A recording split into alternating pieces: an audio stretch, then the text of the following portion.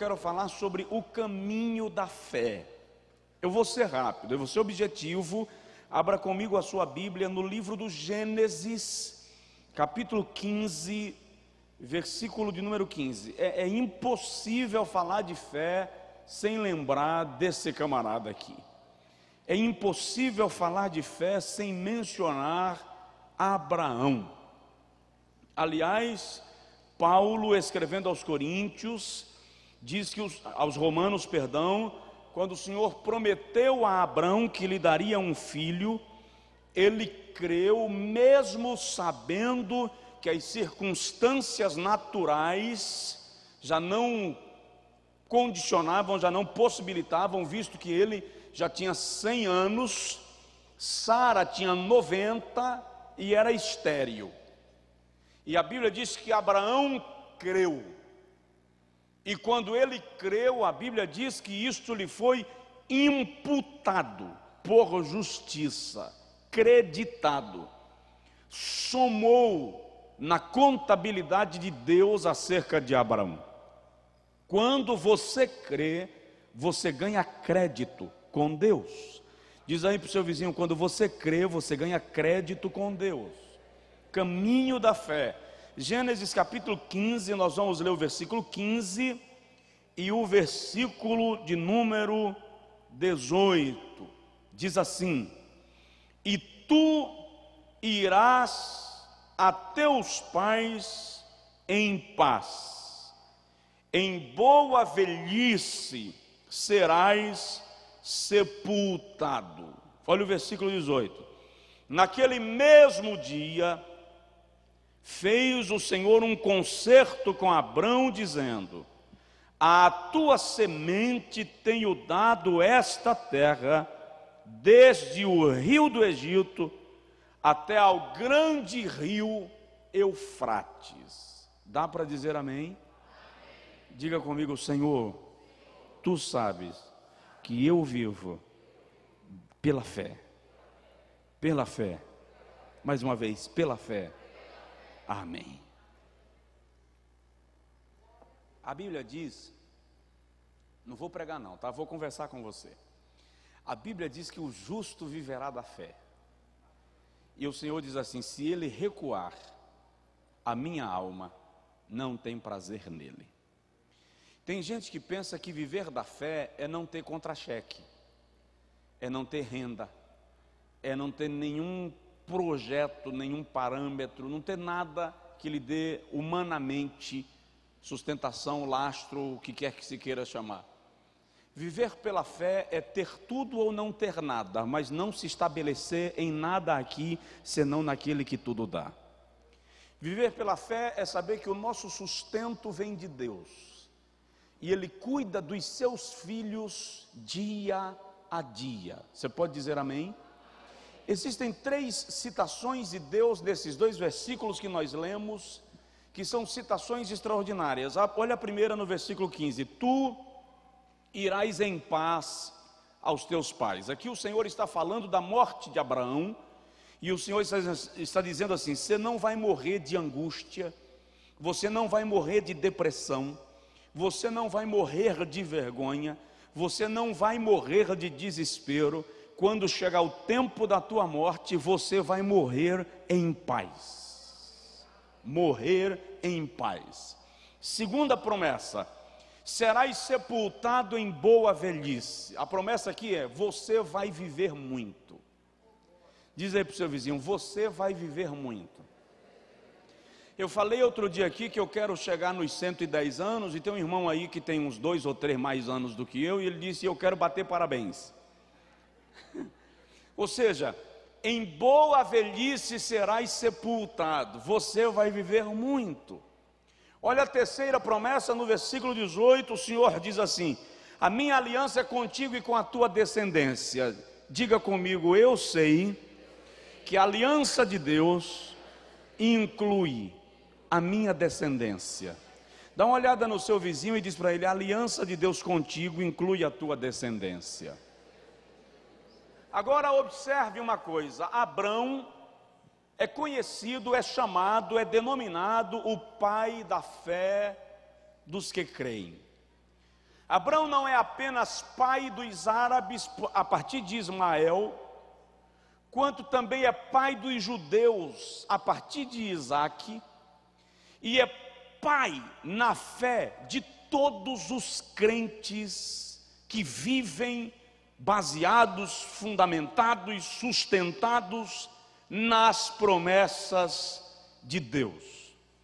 Quando o Senhor diz para Abraão, olha para as estrelas, Ele está falando dos filhos espirituais de Abraão. Ele diz, assim será a tua descendência. Depois ele diz, olha para a areia da praia, se puderes contar os grãos. Ele está falando da descendência física de Abraão. Um homem de 100 anos com uma mulher de 90 estéril, recebe uma promessa dessas e crê. Ele realmente deve ser contado entre os referenciais da fé. Eu já falei sobre fé em algumas ocasiões aqui, e eu disse para os irmãos que a fé não depende do que vê para se estabelecer. A fé se manifesta no invisível. O escritor da Epístola aos Hebreus, no capítulo 11, versículo 1, diz que a fé é o firme fundamento das coisas que já se receberam. É assim? É o firme fundamento das coisas que se esperam. E a prova, a garantia, o palpável do impalpável, ou a prova das coisas que não são vistas. Quem crê não precisa ver para descansar. A fé que se prega no contexto evangélico moderno é a fé das garantias humanas. Camarada diz assim, eu vou comprar uma casa, a casa custa 50 mil e eu vou comprar pela fé, já tenho 48 mil na mão. Pode ir que a casa é sua. Fé é não ver nada para alcançar o alvo e ainda crer que vai dar certo. Amém? Eu vivo pela fé. Eu vivo da fé. Eu creio. E quem anda comigo precisa aprender a crer ou ficar calado. Porque se crer me ajuda, se não crer e abrir a boca, vai murmurar que vai tentar colocar dúvida no meu coração, e eu vou dizer, cala a boca, não vem mexer com a minha fé. Nós servimos a um Deus que honra a fé daqueles que nele creem.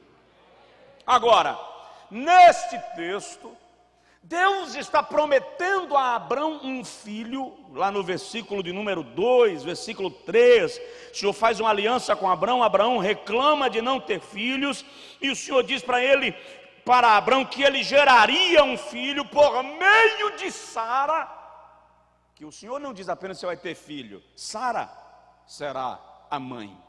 É aí onde está o grande mistério, quanto das circunstâncias naturais de Sara. Era tão improvável o negócio que Sara riu. Sara deu uma chacoteada da cara de Abraão e os anjos reclamaram. Isso está aqui também no Gênesis, nos textos que se seguem. Abraão ousa crer, e porque ele crê, ele não apenas recebe um crédito diante de Deus, isso lhe é imputado por justiça, como ele desfruta da promessa, e ainda se torna o pai da fé, e ganha um presente extraordinário, a amizade de Deus. Porque a Bíblia diz que Abraão se tornou amigo de Deus. Eu lembro que eu estava uma certa feita no viaduto do Chá em São Paulo. Quem conhece São Paulo sabe que o viaduto do Chá é razoavelmente alto. E um equilibrista amarrou um fio de aço numa das bases do viaduto e numa das torres de um prédio, e ele passou por cima do fio de aço e voltou. A multidão parou para ver, é claro. E ele perguntou: quem acredita que eu posso passar aqui com um carrinho de mão? Ora, todo mundo viu ele passar. Acredito. Ele pegou o carrinho de mão e passou. E voltou. Aí fez assim: quem acredita que eu passo aqui com alguém no colo? Ora, ele passou com um carrinho de mão, rodando o troço. Todo mundo gritou: eu acredito. Ele perguntou: quem é o voluntário? Não. Houve um recuo geral.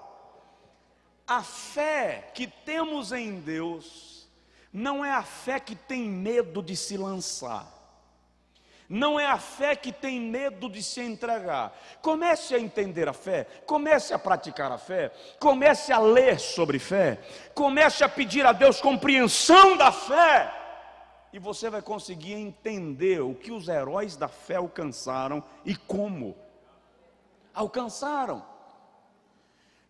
Da assinatura do contrato do terreno da igreja para cá, eu já devo ter ouvido pelo menos umas 500 vezes que eu sou doido. O senhor é doido, o senhor não tem juízo. Pastor, tem gente, essa semana alguém perguntou: você está conseguindo dormir? Estou preocupado, tenho minhas preocupações, Deus sabe que eu não sou anjo, eu sou homem, tem assinatura em papéis rolando por aí, mas a minha preocupação não coloca em xeque a minha fé no Deus que tudo pode fazer em favor daqueles que nele esperam. Agora, se estamos falando do caminho da fé, eu quero conversar contigo aqui sobre alguns princípios que estão relacionados com a trajetória da fé. Você não pode iniciar uma caminhada de fé sem os princípios que Abraão praticou. Você não vai chegar ao final de uma trajetória de fé se não colocar em prática o que Abraão nos ensina. Quem quer chegar ao final da trajetória, diga amém. Provoca assim um vizinho e diz para ele: eu estou num caminho de fé, estou numa caminhada de fé. Irmão, quem viaja muito consegue ver algumas cenas diferentes. E de vez em quando, para viajar aqui para mais dentro do Nordeste, é melhor ir de carro do que ir de avião. Então, quando eu tenho viagens aí para o Piauí, às vezes até para a Paraíba, para o interior do Rio Grande do Norte, eu vou de carro. É comum você passar por pessoas no meio da estrada arrastando uma cruz, pagando uma promessa, andando quilômetros e quilômetros para pagar uma promessa. Eu já vi gente andando de joelho no asfalto quente com temperatura de 40 graus para pagar uma promessa. Eu preciso vivificar a minha fé, porque o camarada, com todo respeito às convicções de todos, camarada chega diante de uma imagem esculpida por mãos humanas, faz uma promessa, enfia uma cruz nas costas e caminha descalço no asfalto quente, 150 quilômetros, porque ele crê na promessa que fez para a imagem. Porque eu devo duvidar daquele que moldou o universo, que construiu, que é o arquiteto do universo, que criou estrelas. Eu sou desafiado a crer nele. Por isso que Jesus diz que os filhos das trevas são mais prudentes que os filhos da luz. Porque às vezes o camarada numa fé, desculpam o termo, numa fé ignorante, consegue ir além dos seus limites, e nós, na prática de uma fé bíblica, estremecemos. Agora, olha para cá, fé é regida por princípios. Diga para o seu vizinho: fé é regida por princípios. Qual é o primeiro princípio do caminho da fé? Paciência. Aí já começa a mexer com toda a nossa estrutura. Porque a nossa geração não conhece paciência. Porque a nossa geração é online. Porque a nossa geração está acostumada a parar o carro no drive-thru, pede a comida num serviço de fone, paga numa janela e recebe na outra e sai comendo no trânsito. Porque a nossa geração está acostumada com movimentação bancária em casa pela internet.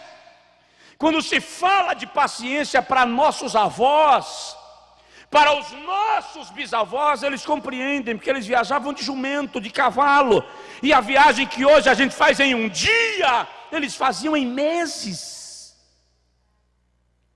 Então eles conseguiam falar de paciência. Nós não conhecemos essa palavrinha extraordinária, mas o caminho da fé requer paciência. Não vai acontecer na hora que você quer.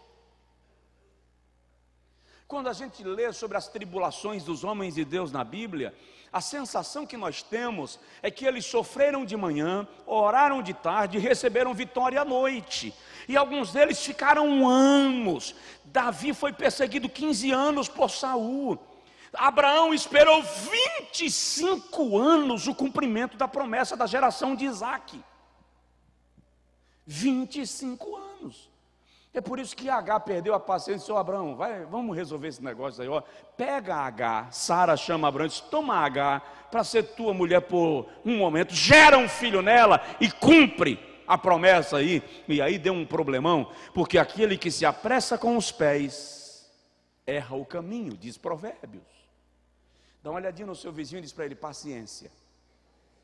Vamos ver Abraão? A Bíblia diz em Gênesis capítulo 13, versículo de número 12, até o versículo de número 18, que Abraão percebeu que os pastores dele e os pastores de Ló estavam brigando por causa de terra. Olha a lição da paciência, presta atenção nisso. Abraão chama Ló e diz assim: Ló, meu sobrinho, faz o seguinte, não é bom que os nossos pastores entrem em contenda por causa de terra. Escolhe para onde você quer ir. Presta atenção aqui, ó. Quem tem fé não briga por espaço. Escolhe para onde você quer ir. Se você for para a direita, eu vou para a esquerda. Se você for para a esquerda, eu vou para a direita. Falta fé na nossa vida. A gente briga por tudo, cria demanda por tudo. A fé diz assim: diz para onde você quer ir, que eu vou para o outro lado. Por quê? Porque debaixo da fé, onde eu pisar, o Senhor me fará prosperar.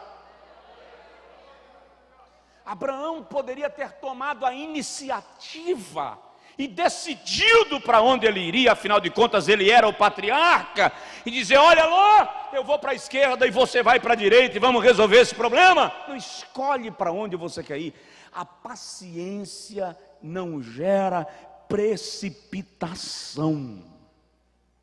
Aí a Bíblia diz no versículo 17 que Abraão, aliás, o Senhor chama Abraão, faz uma promessa, e o Senhor diz assim no versículo 14: levanta agora os teus olhos e olha desde o lugar onde estás para a banda do norte, e do sul, e do oriente, e do ocidente, porque toda esta terra que vês, darei a ti a tua descendência para sempre, e farei a tua semente como o pó da terra, de maneira que se alguém puder contra o pó da terra, também a tua semente será contada. Se alguém puder contar o pó da terra, também a tua semente será contada. Levanta-te, percorre essa terra no seu comprimento, na sua largura, porque a ti a darei.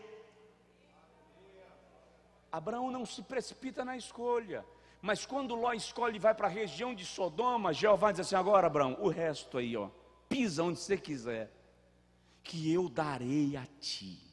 Lucas 21, 19 diz assim: na vossa paciência salvareis as vossas almas. Tiago diz no capítulo 4 assim: o lavrador lança a semente e espera até que brote na terra. Ou seja, é preciso que haja paciência. Isaías 40, 31 diz assim: os que esperam, provoca o vizinho e diz assim: espera. Os que esperam esperam no Senhor renovarão as suas forças.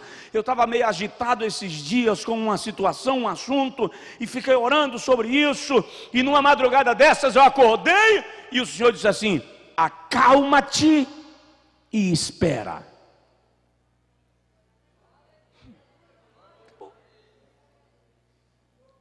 Eu conheço um camarada que, se ele estiver nervoso e alguém disser assim: calma, para, eu fico mais nervoso ainda quando me mandam ficar calmo.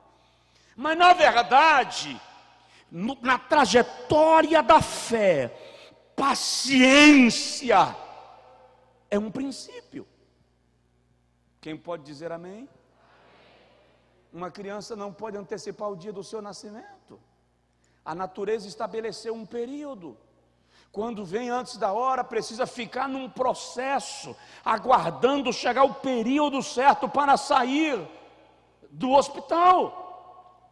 Salmo 1 diz que o justo dá o seu fruto na estação própria. Diz aí para o seu vizinho: estação própria. Agora provoca alguém e diz para ele: paciência. A Bíblia diz assim, ó: quem crê, não se apresse. Você crê?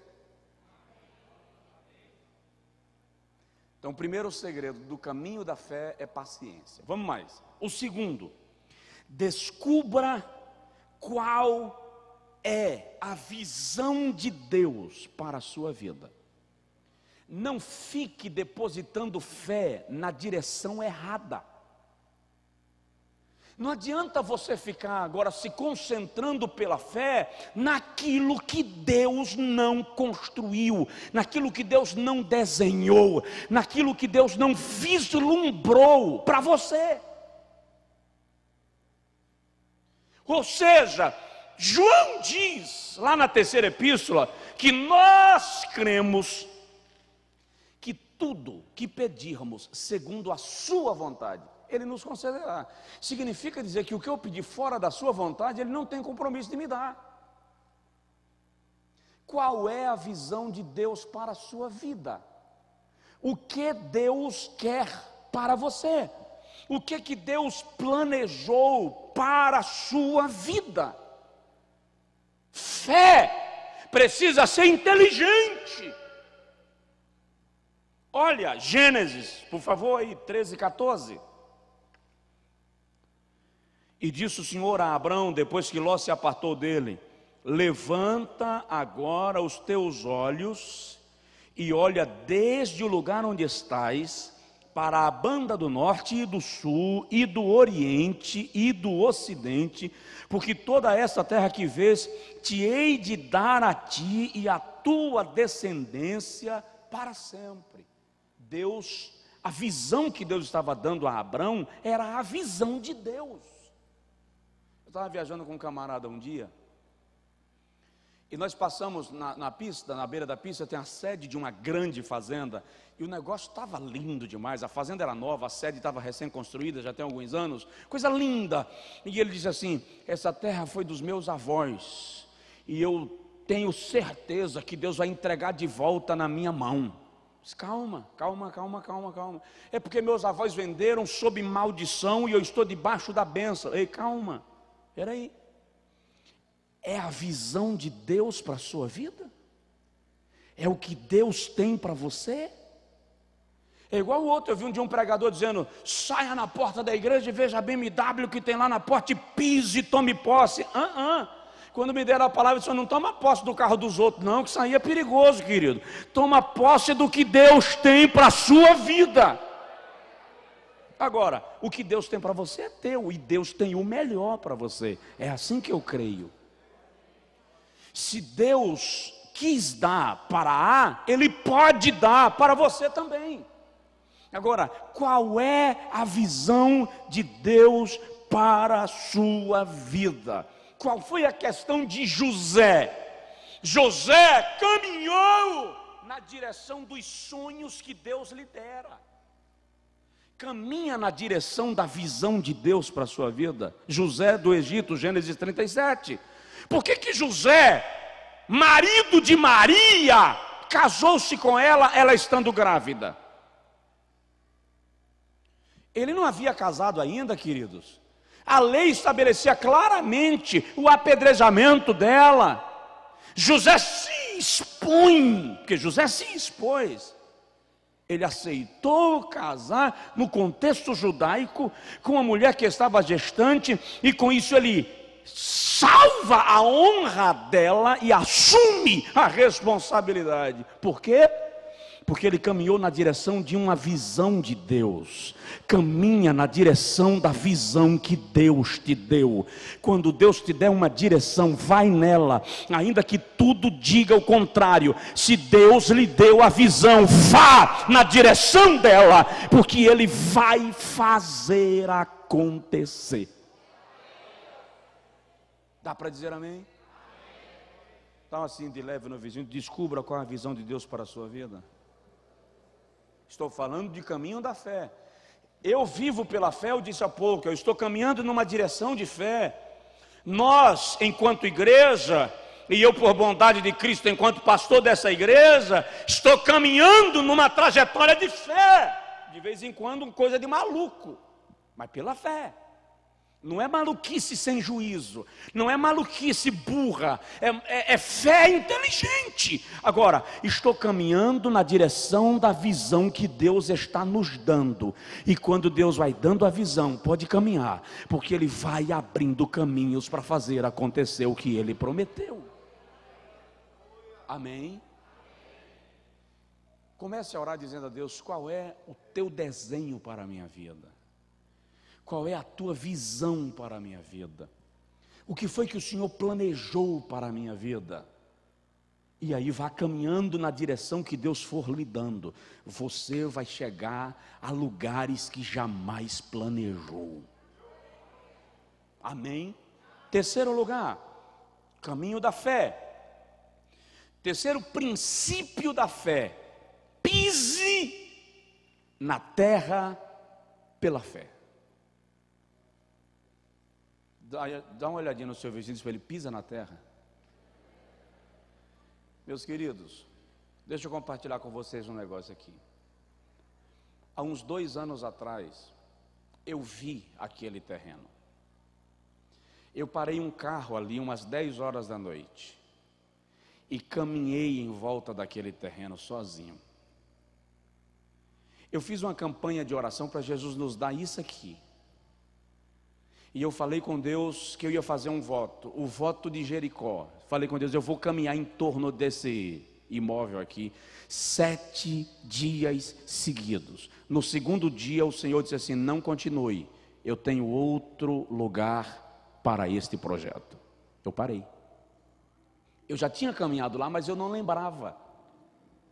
Essa semana foi que eu lembrei que eu já havia pisado. E no dia que a gente estava lá cercando, os irmãos estavam trabalhando com martelo, enxada, picareta, arame, grampo, e eu caminhando de ponta a ponta. E cada caminhada que eu dava, eu dizia: Jesus, nós estamos tomando posse, nós estamos pisando na terra. Olha o que o texto diz aqui em Gênesis capítulo 13, versículo 17. Olha que negócio de doido esse negócio aqui. 13 e 17.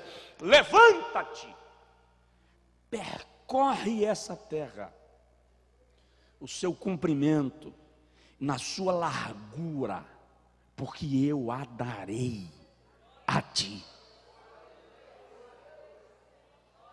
Você já parou para analisar que tem coisas que nós não alcançamos porque nós não nos encorajamos de ir ao encontro delas?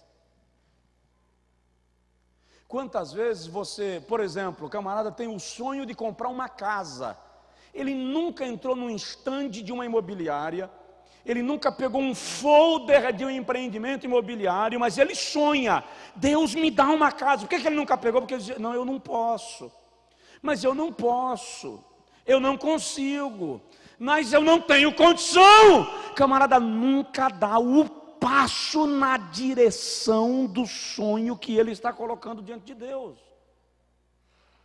Dá uma olhadinha no seu vizinho aí, diz para ele: dá um passo. Saia de casa amanhã, ou sábado, ou segunda, E qual é o sonho que você está colocando diante de Deus? O que é que você está pedindo ao Senhor? É a casa? É o carro? Não sei, é o quê? É o emprego? Dá um passo, vá na direção, senta lá e diz assim: bom, eu queria saber, que eu vi aqui o folder de vocês, o empreendimento, e o cabanada não sabe da sua conta, não sabe que você não pode, não sabe que você está desempregado, não sabe qual é o seu contra-cheque, você foi lá e deu o seu passo. Eu vim aqui me informar como é que funciona, quanto é a entrada, X, tá? Pega tudo isso, você vai ver uma montanha crescer na sua frente na hora, mas não desanima, chega em casa, para, respira, toma banho, toma água, senta, desenha, calcula, faz uma contraproposta, rabisca, espreme, estica, mexe e volta. Pise na terra pela fé, dá um passo. Dá um passo. Se você não fizer nada, queridos, olha para mim, por favor. Todos os milagres da Bíblia foram realizados por Deus, mas a maioria deles dependeu da iniciativa do homem. Na maioria dos milagres que você vai ler na Bíblia, o primeiro passo quem deu foi o homem. O homem se moveu e Deus assinou embaixo. Pisa na terra. Diz aí para o seu vizinho: pisa na terra. Agora, não vamos brincar com isso. Eu não estou brincando de fé. Não estou brincando de fé. Você não vai chegar na casa dos outros: toma posse em nome de Jesus. Não, não é isso. Você não vai chegar no estacionamento ali agora depois do culto, ver o carro mais bonito que você achar e você botar o pezão: toma posse. Não é isso. Pisa na terra do teu sonho. Pisa, se apropria pela fé do que você está pedindo a Deus, mas se apropria do que você está pedindo a Deus. Se mova. Isso é um caminho de fé. Camarada quer trabalhar, preciso que Deus me abra a porta de emprego, mas ele nunca vai atrás do emprego. Querido, o empregador não bate na porta. É preciso se mover. Ah, pastor, mas eu vou em diversas portas e dá errado. De repente Deus não quer que você seja empregado, quer que você seja patrão. Descubra qual é a visão de Deus para a sua vida. Deus pode estar querendo te dar uma ideia, e essa ideia é a revelação de Deus para você. Você está me entendendo? Diga amém. Quer que eu pare? Eu paro. Estou biblicamente mexendo com a sua cabeça, mexendo com a sua mente. Biblicamente, ele fazendo mudar a visão da sua própria vida. O dia que Jesus falou comigo que eu ia viajar o mundo inteiro, e o irmão ainda disse assim: eu tive uma visão, você descendo de um avião, correndo para não perder o outro. Querido, para com isso. Eu tinha 15, 16 anos, meu pai era pastor em Rodelas. Rodelas não tinha nem asfalto, tinha um ônibus por semana para Salvador, irmão. Um ônibus por semana. O senhor conhece Rodelas? Pastor Rilão conhece? Alguém aqui conhece? Conhece a Rodelas de hoje, que é bonita, charmosa. Eu cheguei lá quando a Rodelas velha tinha sido sucumbida pelo Rio São Francisco, por causa da barragem de Paulo Afonso, e a nova estava sendo construída. Não tinha uma pedra de paralelepípedo nas ruas da cidade. Era um poeirão violento. Barata e rato tinha para assar e fazer churrasco com farofa.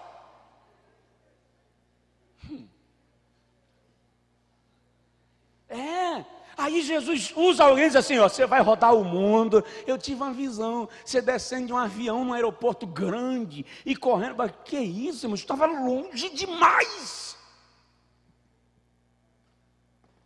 Aí quando terminou a mensagem profética, um amigo meu, isso é amigo, tá? Tem uns amigos que só com a paixão de Jesus para salvar a gente. Um amigo meu chegou para mim e disse assim: você acredita que Deus vai te tirar desse fim de mundo e te levar para algum lugar? Se Jesus falou, eu creio, eu vou aguardar esse negócio. No dia que eu fui pregar na Irlanda, numa convenção na Irlanda, e eu fiz uma conexão voltando, fiz uma conexão em Londres, e eu tinha que sair de um terminal do aeroporto para o outro terminal, e eu saí correndo disparado, e peguei um corredor sem fim, deserto, perdidão, correndo para não perder o outro voo para Portugal, para então vir para o Brasil. No meio do corredor eu lembrei da visão do irmão. E parei. Parei, olhei para trás, não vi ninguém, olhei para frente, não vi ninguém em inglês, só para pedir comida, porque pede pelo número. E eu parei, li nas paredes, não entendi quase nada. Hoje está melhorzinho. Mas eu parei e disse: Jesus, o Senhor falou comigo sobre isso. Pode até perder o voo, pega o próximo, a promessa se cumpriu.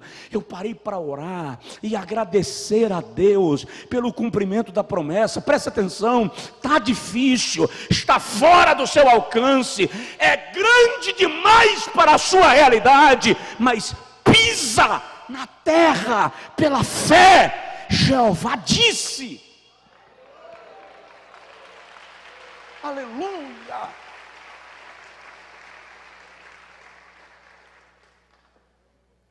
Então, olha, descruza os braços e sai daqui hoje decidido a tomar uma atitude na vida, tá? Se mova na direção da visão que Deus lhe deu. Vamos terminar. Caminho de fé. Eu estou dizendo, disse para ela e de minha esposa quinta-feira passada: quem não está vindo nos cultos de quinta está perdendo. Está perdendo.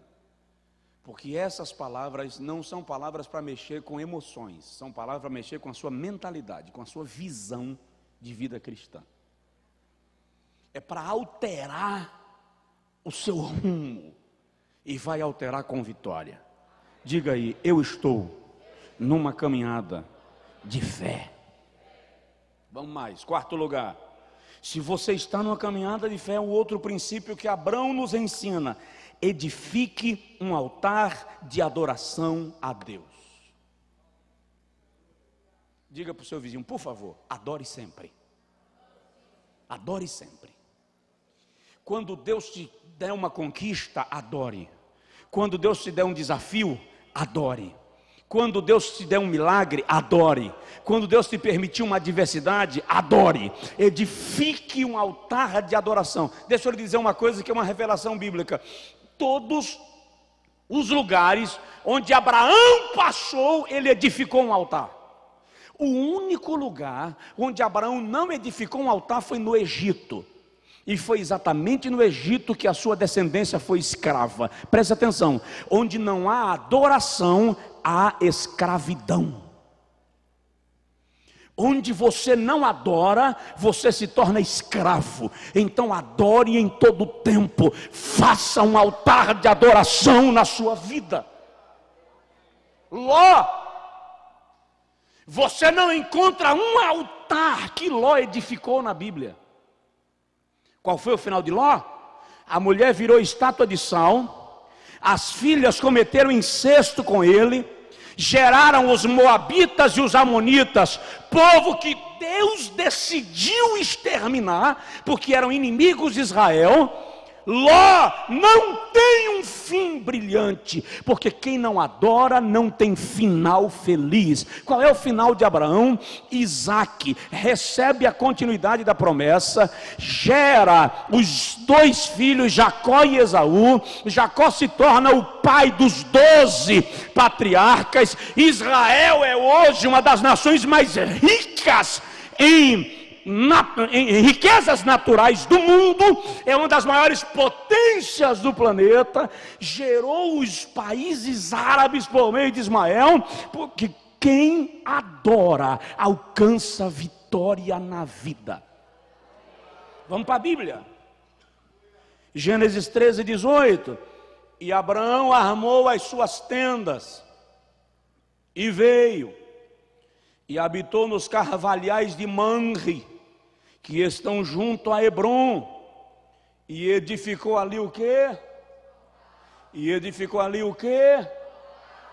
A gente compra a casa nova e a primeira coisa que a gente coloca é uma tela de 60 polegadas em 3D, com TV por assinatura, para assistir o filme do lançamento. Ou, antes de qualquer troço dentro de casa, um culto de adoração, um culto de louvor, um altar de adoração, para que a bênção de Deus lhe acompanhe. Provoca o vizinho e diz para ele: edifica um altar. Deus lhe deu uma empresa, edifique um altar. Deus lhe deu o consultório, edifique um altar. Edifique um altar de adoração. Tem camarada, que está numa prova violenta. Aí quando ele está na prova doida, está na igreja todo dia, pode botar matutino de 5 da manhã que ele vem. Aí Jesus abriu a porta e começou a abençoar, sumiu. Aí Jesus não é besta, vai lá e tranca a porta nas 4 laterais. Tranca em cima e embaixo dos 2 lados. Você tem que viver no sufoco para não sair da minha presença, indivíduo. Que quando eu lhe dou folga, você se afasta de mim. Então fica aí na corda curta, que é para não perder a alma. Eu disse aqui de um camarada, eu o conheci, irmãos. Eu era adolescente, mas ainda lembro, eu o vi ficar rico 3 vezes. Era incrível, na última vez, os supermercados dele, as farmácias, cresciam tanto, ele tinha tanto estoque, pastores, que eu lembro de um dia ter chegado na casa dele, ele desmontou as camas, porque os depósitos não cabiam, colocou mercadorias e o colchão em cima, caminhões, carros, era prosperar, arrumar um bocado de mulher, largava a esposa, ia se prostituir, largava a igreja e praticava o inferno. Aí quebrava de vir para a lona. A última vez que eu o vi quebrado, ele quebrou tão quebradinho, que eu cheguei na casa dele, ele estava deitado numa rede com a boca aberta, cheia de mosca. Literalmente. Dormindo com a boca aberta e as moscas palitando o dente dele. Agora dá para falar que na hora de almoço você não vai comprometer o almoço. Aí um dia eu falei com ele, velho, Deus não vai te dar a prosperidade que Ele te deu as últimas vezes, nunca mais. Por quê? Porque não vai. Senão você vai para o inferno. E Deus ama mais a tua alma do que a tua condição financeira. Anos e anos se passaram, muitos anos se passaram. E outro dia eu estou vindo de Vitória da Conquista, aliás, fui pregar em Jequié, depois do culto, paramos numa lanchonete para fazer um lanche e vir embora. Quando eu sento com os irmãos, lá vai entrando o abençoado. Eu disse, conheço. Ele passou e sentou no caixa da lanchonete. Passou por mim e não me reconheceu. Quando eu fui pagar o lanche, ele olhou por mim e fez assim, eu acho que eu conheço você. Eu disse, eu tenho certeza que eu lhe conheço. Aí Josué me abraçou e tal, cadê a esposa? Está em casa. E aí? Dirigente do círculo de oração. E os meninos, tudo na igreja. Fulano casou, é músico na igreja. E tu? Também estou na igreja, fervoroso. Cheguei atrasado porque eu fui para o culto, para depois vir trabalhar. Disse, é assim que Jesus lhe quer. Porque o camarada prospera e derruba o altar.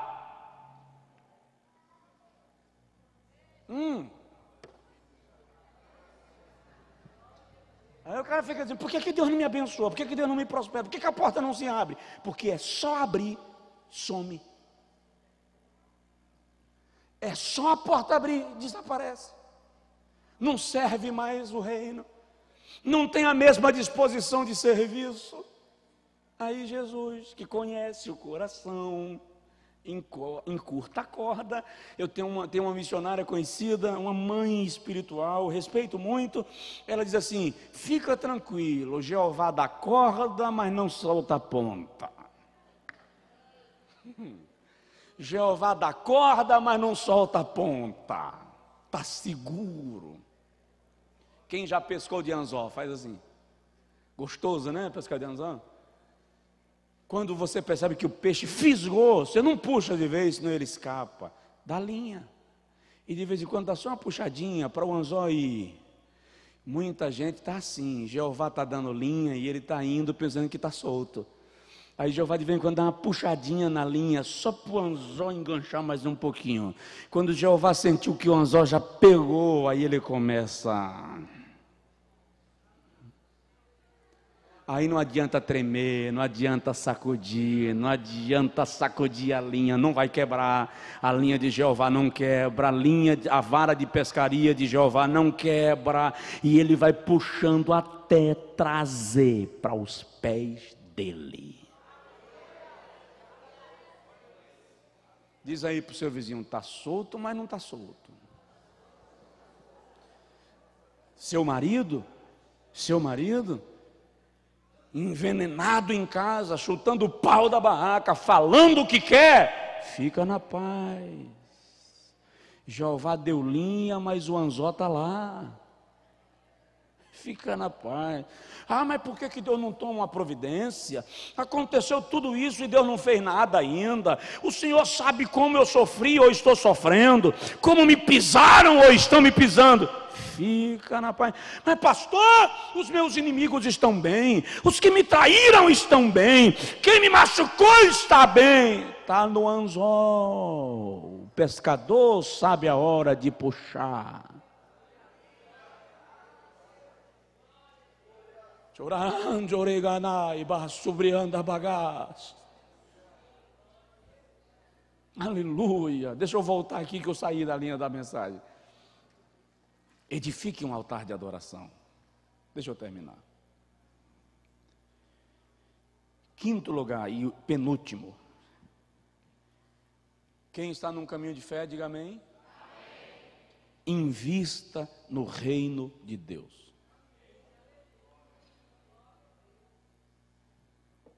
Gênesis 14, 20. Qual é o segredo da prosperidade desse povo, meu Deus? Esses camaradas na Bíblia, como? Olha Gênesis 14, 20. Bendito seja o Deus Altíssimo que entregou os teus inimigos nas tuas mãos. E Abrão lhe deu o dízimo de tudo. Invista no reino de Deus. Não há caminho de fé sem investimento. Não há caminho de fé sem desprendimento. Eu não vou entrar em detalhes agora de algumas citações que eu vou fazer aqui, porque o tempo não dá, em outro dia a gente prega sobre isso. Se você analisar o dízimo na Bíblia, não é um ato institucional da lei. Abraão foi dizimista antes da lei ser estabelecida. Se você vê aqui, é aqui que o dízimo é mencionado a primeira vez na Bíblia. Abraão inicia. Lá em Gênesis 28, antes da lei, Jacó faz um voto. No versículo 20 diz: se o Senhor me conduzir em paz à casa do meu tio Labão e me trazer de volta à terra dos meus pais, de tudo que o Senhor me der, eu te darei o dízimo. A lei não estava ainda estabelecida, a lei mosaica surge depois. Abraão inicia o ato de dizimar, Jacó continua, Moisés instituiu pela lei. Moisés só fez confirmar, tornou-se um ato oficial, passou a fazer parte do culto a Deus. Lá em Deuteronômio, capítulo 12, versículos 6 e 7, Moisés institui o ato de ser dizimista, de apresentar ao Senhor parte da renda, como forma de culto a Deus. Neemias, depois do cativeiro babilônico, Neemias no capítulo de número 10, versículo 32, restaura o hábito. E veja só, você sabe por que Deus permitiu 70 anos de cativeiro babilônico? Lá vou eu.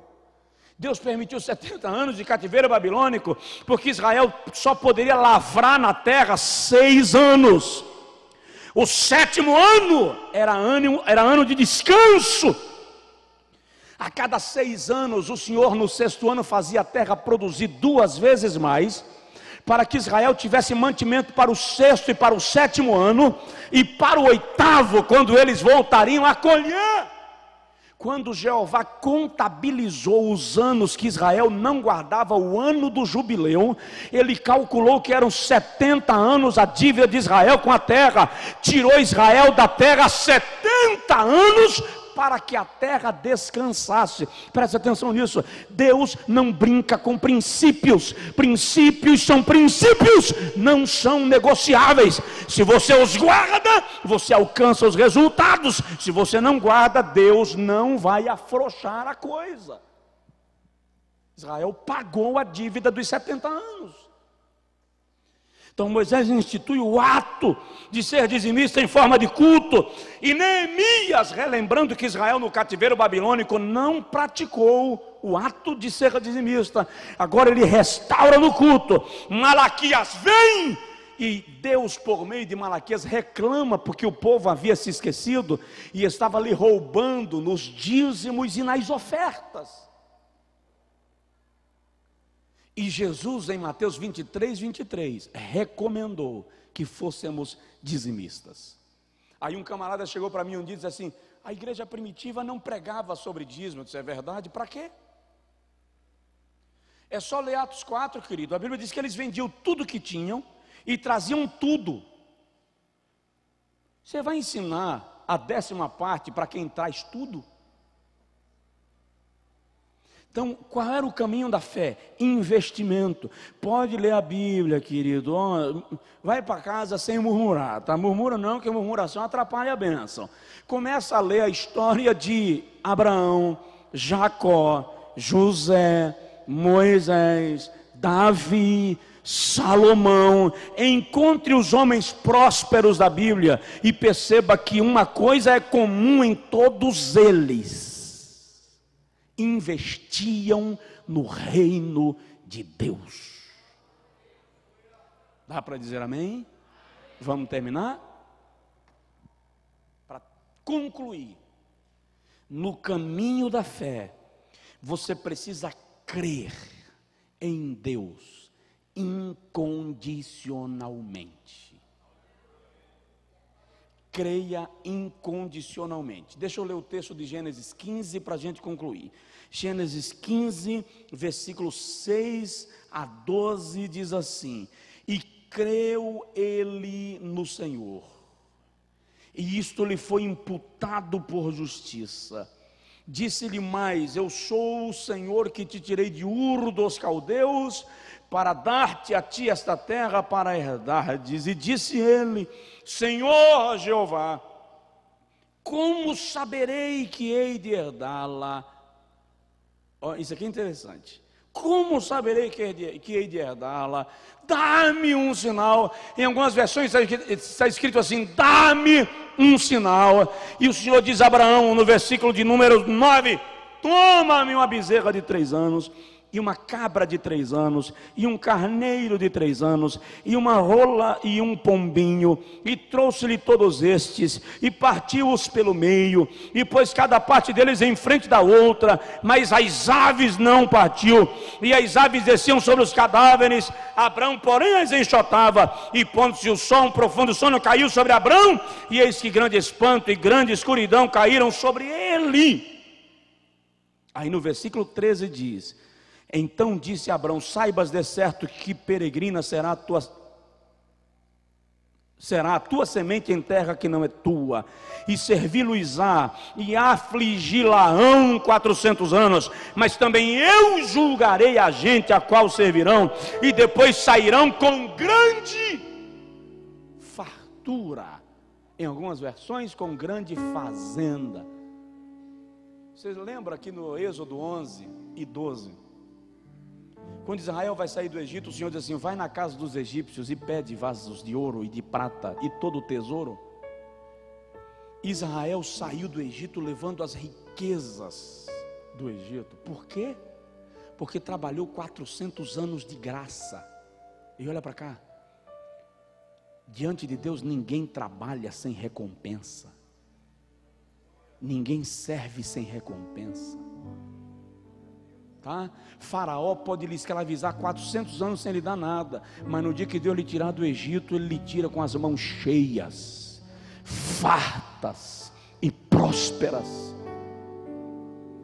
E olha uma lição que eu aprendo aqui. Abraão diz assim: como eu saberei que hei de herdar a terra? Me dá um sinal. O Senhor diz: você quer um sinal? Quero, então me dá um sacrifício. Você pede a Deus um sinal, E Deus pede a você um sacrifício. Ele creu incondicionalmente. E quando saiu do Egito, saiu com as mãos fartas. Profetize para o seu vizinho. Coloca o dedo assim em riste, em direção a ele. E diz para ele assim: eu profetizo, em nome do Senhor, que a recompensa de Deus está vindo para a sua vida. O tempo que você trabalhou e não recebeu, Deus está te dando multiplicado, porque dele é o ouro e a prata. Amém.